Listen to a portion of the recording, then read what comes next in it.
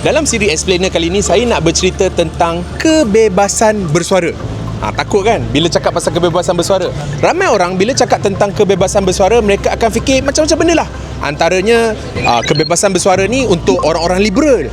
Kebebasan bersuara ni cerita tentang pengaruh-pengaruh daripada barat, nak ajar kita budaya-budaya yang tak kena dengan suasana dan juga budaya tempatan.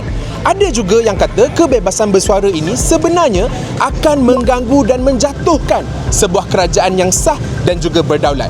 Tapi mari saya ceritakan kepada anda kebebasan bersuara mengikut apa yang perlu kita faham.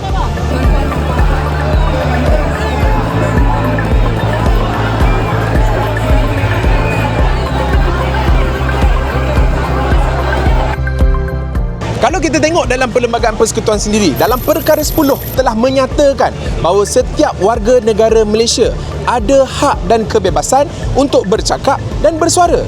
Tapi apa yang dimaksudkan dengan bebas bersuara?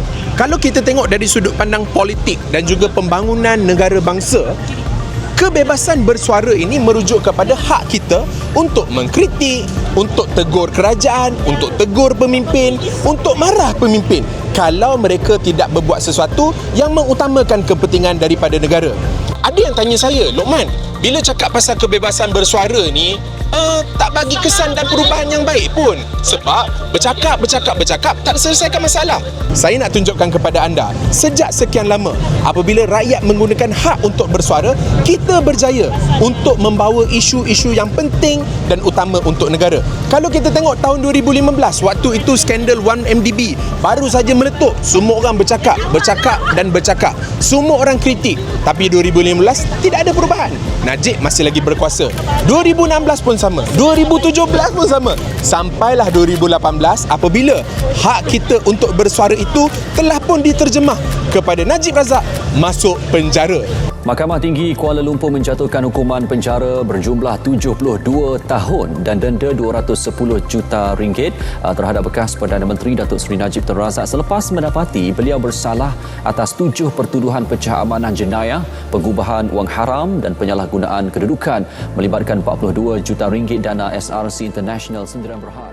Memang tidak makan masa 1 minggu, 2 minggu, bertahun-tahun lamanya. Tapi sebab kita bersuara, sebab itulah kita dapat mengubah negara ini menjadi negara yang lebih baik. Kalau kita tengok juga yang benda yang sama, tahun 2022 kita bersuara dalam isu kerajaan gagal, pimpinan Tan Sri Muhyiddin. Sekarang apabila suara itu dikembangkan, dibesarkan dan dilaungkan, akhirnya kerajaan pada tahun 2022 bertukar tangan. Dalam sesi menghadap tersebut, saya telah menyerahkan warkah peletakan jawatan saya sebagai Perdana Menteri dan seluruh jemaah menteri. Dan kita tengok dalam kes Azam Baki juga, kita bersuara daripada tahun 2022 sampai 2023, 2024, 2025, tak ada perubahan. Hari ini kita dapat tengok sebabkan suara-suara kita bertahun-tahun lamanya, akhirnya Tan Sri Azam Baki sudah tidak lagi menjadi Ketua Pesuruhjaya SPRM. Maksudnya apa? Kalau kita bersuara hari ini mungkin tak ada kesan. Kita bersuara lagi 3 tahun pun mungkin tak ada kesan.